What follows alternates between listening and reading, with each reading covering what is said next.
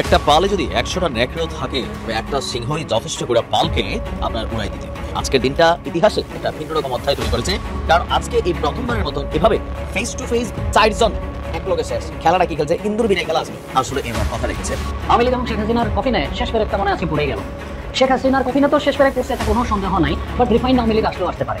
তাদের মনে আজকে মনে হয় ভেঙে খান খান হয়ে গেল এবং শেখ হাসিনার রাজনৈতিক ক্যারিয়ার শেষ, আওয়ামী লীগের রাজনৈতিক ক্যারিয়ার শেষ। এটি বাংলাদেশের মানুষের প্রাণের দাবি, বাংলাদেশের মানুষ দেখতে চায়। শুধু বাংলাদেশের মানুষ না, এই ঘটনার ফুটেজ, এই ছবিগুলো সারা পৃথিবী ছড়িয়ে দেওয়া হবে, সারা পৃথিবীর মানুষ দেখবে। আর সারা পৃথিবীর যারা এরকম জালেম আছে, স্বৈরাচার যারা আছে, স্বৈরাচারের দোসর যারা আছে, তারা দেখবে আর তাদের জন্য করণীয় কি সেটি তারা নির্ধারণ করবে।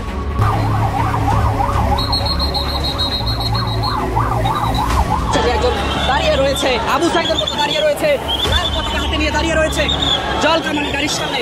আপনাদের সেই চিত্র দেখানোর চেষ্টা করছে একেবারে আবু সাইদের মতো করে।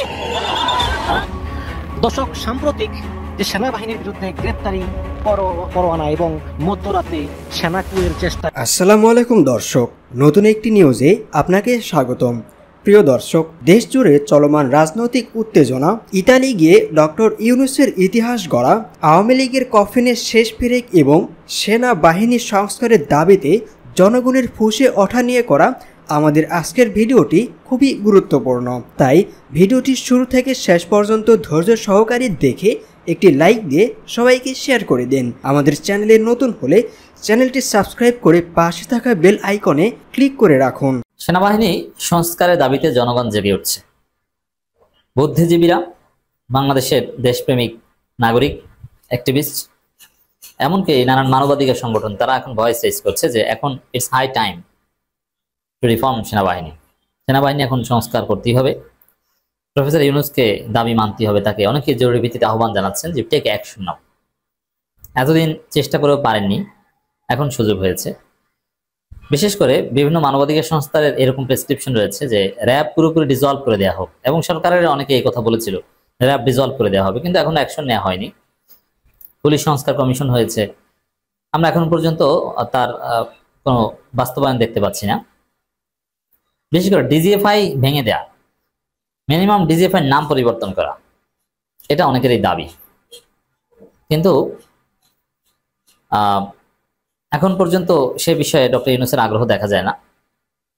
বরং প্রেস সচিব বলছেন ডিজিএফআই ভেঙে ফেলার কোনো পরিকল্পনা নেই।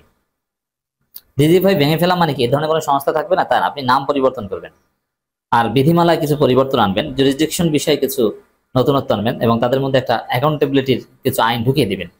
মানে সংস্কার অনিবার্য। ডিজিএফআই যে অপকর্ম করেছে বাংলাদেশে, যে নজির স্থাপন করেছে, এই নামে কোনো সংগঠন থাকার অধিকারই নেই। ডিজিএফআই সেনাবাহিনীর কোনো নিয়ন্ত্রিত গোয়েন্দা সংস্থা না, কিন্তু সেনাবাহিনীর লোকজনই ডিফ্যাক্টো এটা চালাতো। ডিজিএফআই প্রাইম মিনিস্টার কার্যালয়ের অধীনে একটা সেনা গোয়েন্দা বলা হয়, এবং এটার অবস্থান কিন্তু ক্যান্টনমেন্টের ভিতরে। আয়নাগর টানাগর কোথায় ছিল? ডিজিএফআই নিয়ন্ত্রণে ছিল, ডিজিএফআই ভিতরে ছিল। ডিজিএফআই যে বড় বিল্ডিংটা, যে আপনারা অনেকে গিয়েছেন হয়তো, আমিও গিয়েছি, ওই বিল্ডিং এর মধ্যেও আয়নাগর ছিল।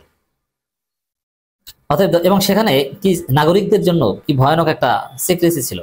ওখানে আপনি যদি যেতে চান, আপনাকে জুতা টুতা খুলে, বিভিন্ন ধাপ আছে, সব জায়গায় না, কোনো কোনো জায়গায় স্বাভাবিকভাবে যেতে পারেন, কোনো কোনো রুমে যেতে হলে, অ্যাপয়েন্টমেন্ট পেতে হলে, আপনি যেই হন না কেন, আপনাকে অনেক ধাপ অতিক্রম করে, আপনাকে স্ক্যান করে, মোবাইল টোবাইল সব বাইরে রেখে, মনে হয় যেন আপনি ভিন্ন কোনো পৃথিবীতে প্রবেশ করেছেন, অথবা আপনি এলিয়েন বা এলিয়েনদের একটা জগতে আপনি সাময়িক সময়ের জন্য পদার্পণ করেছেন। একটা স্বাধীন দেশে নাগরিকদের জন্য এত সিক্রেসির কোনো প্রয়োজন নেই। উন্নত এটা যদি থাকেও, সেটা জনগণের সাথে সম্পৃক্ত কোনো প্রতিষ্ঠান থাকতে পারে না। এটা একদম সেনাবাহিনীর নিজস্ব বৈদেশিক সম্পর্কগত বিষয় থাকতে পারে। দেখেন, সিক্রেসি, গোপনীয়তার আইন আছে। নাগরিকদের যান মাল নিরাপত্তা, এগুলোর সাথে কোনো গোপনীয়তার জন্য, এগুলো হতে হবে সব ওপেন।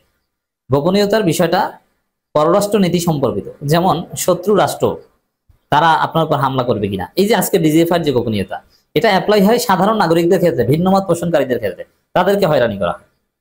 কিন্তু এটা হওয়া উচিত ছিল কি, যে বাংলাদেশে ভারতের দালাল কারা আছে, ভারত কি তৎপরতা চালায়, এগুলো চেক করার জন্য বা এগুলোর বিরুদ্ধে, মানে ডিজিএফআই প্রতিযোগিতা হওয়ার কথা ছিল রয়ের সাথে, মোসাদের সাথে, যে তাদের এজেন্ট আছে কিনা।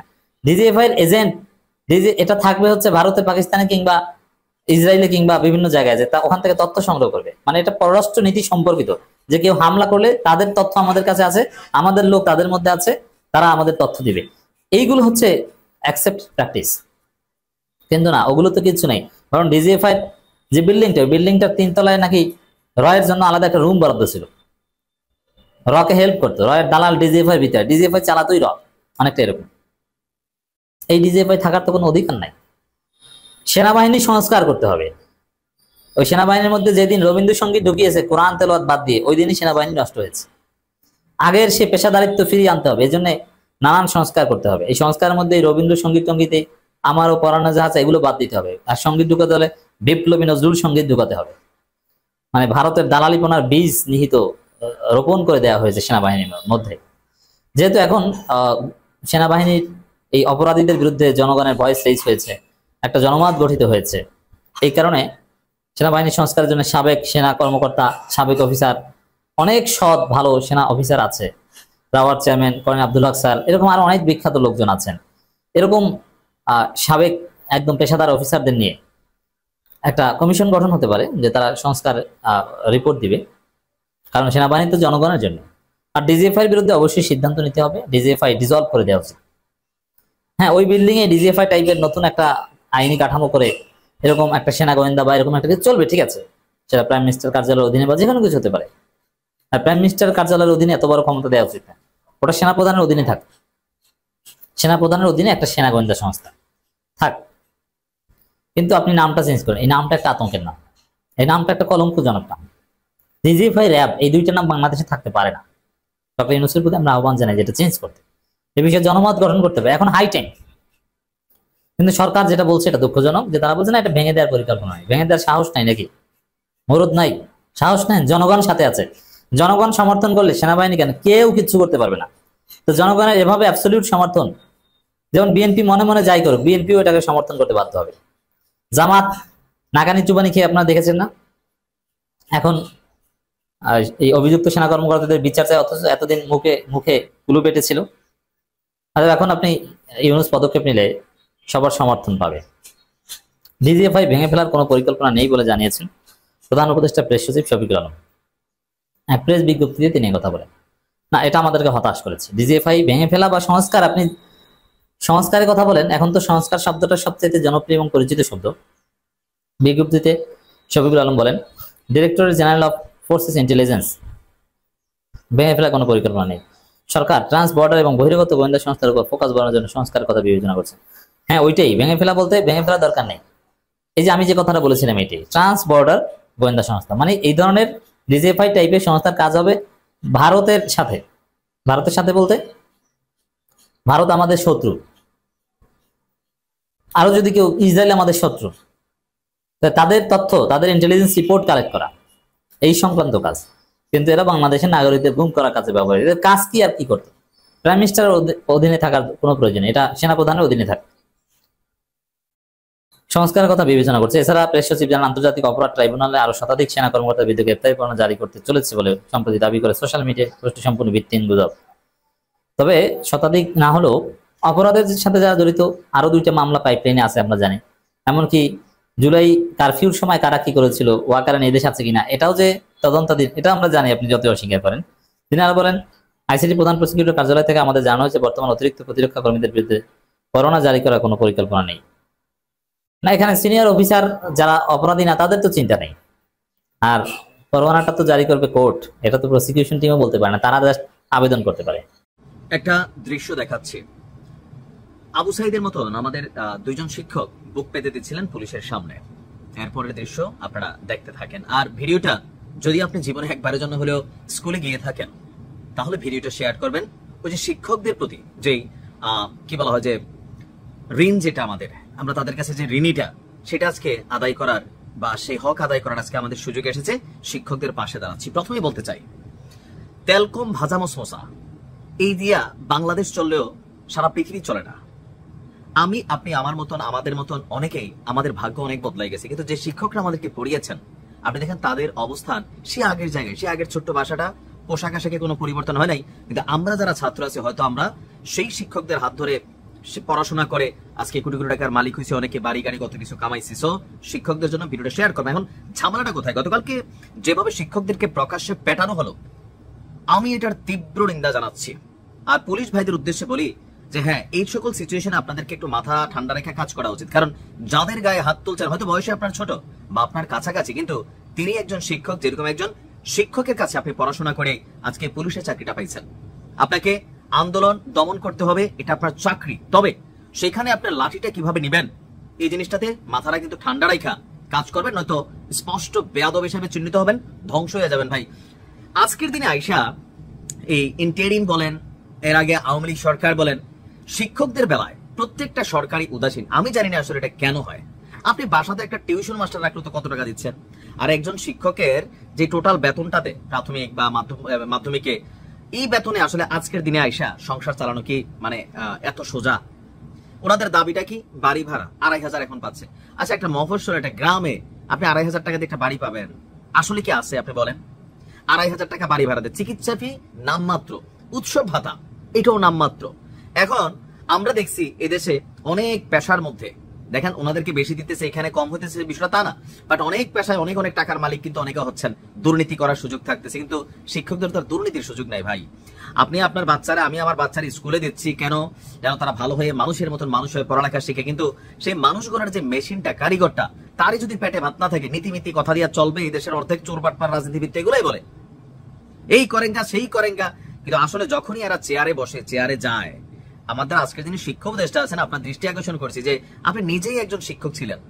সো আপনি যদি বৈশা তাদের দুঃখটা না বুঝেন, মানে বলতে তো পারেন দেওয়া না দেওয়া এটা রাষ্ট্র পরে সিস্টেমে দিবে, 100 টাকার জায়গা হতে 50 টাকা পাবে, অথবা ধরেন 70 টাকা পাবে, অথবা 30 টাকা পাবে, কিন্তু দাবিগুলো তো যৌক্তিক। এই জন্য আপনি রাস্তাতে পুলিশ দিয়া এরকম আন্দোলন দমন করবেন, পিটাবেন, আবু সাইদের মতন অবস্থান তৈরি করতে যাওয়াতে শিক্ষকের যে পরিণতি হইলো, এটা কেন হইলো?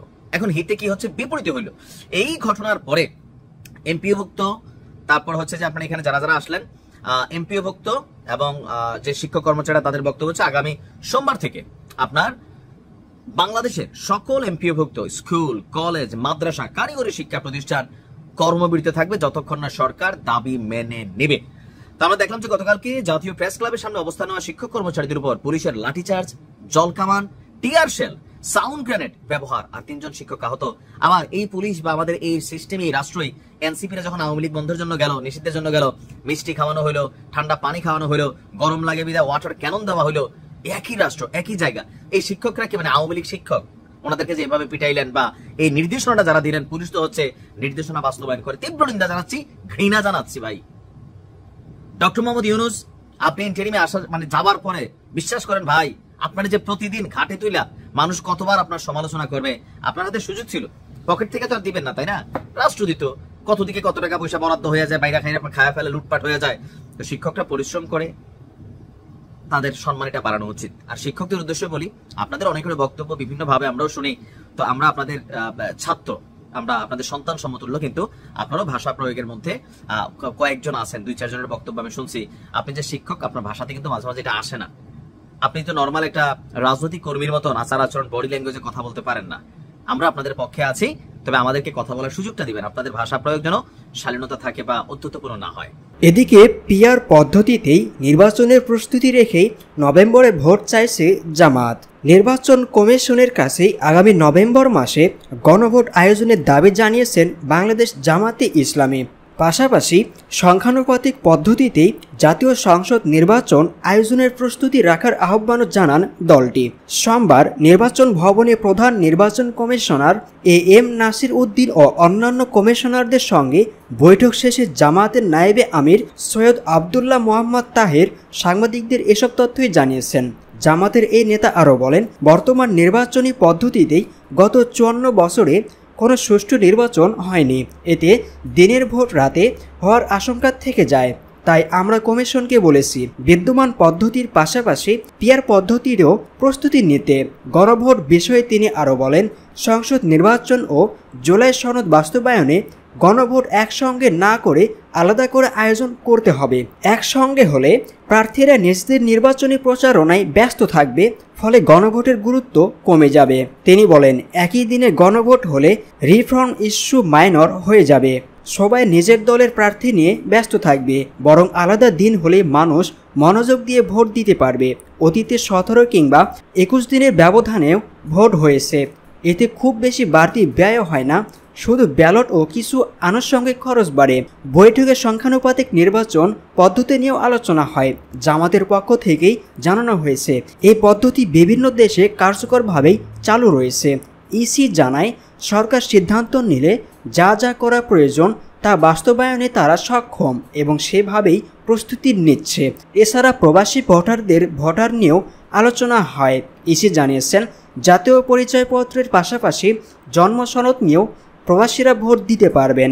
অন্যান্য দাবির মধ্যেই জামাত জাল ভোট রোধে এনআইডির ভিত্তিতে ভোট নেওয়ার কথা বলে এবং ইসির ছবিসহ ভোটার তালিকার কথাও জানিয়েছেন। পাশাপাশি নির্বাচনে কর্মকর্তা নিয়োগে নিরপেক্ষতা বজায় রাখা এবং রিটার্নিং কর্মকর্তার নিয়োগ লটারির মাধ্যমেই করার জন্য জামাত আহ্বান জানান।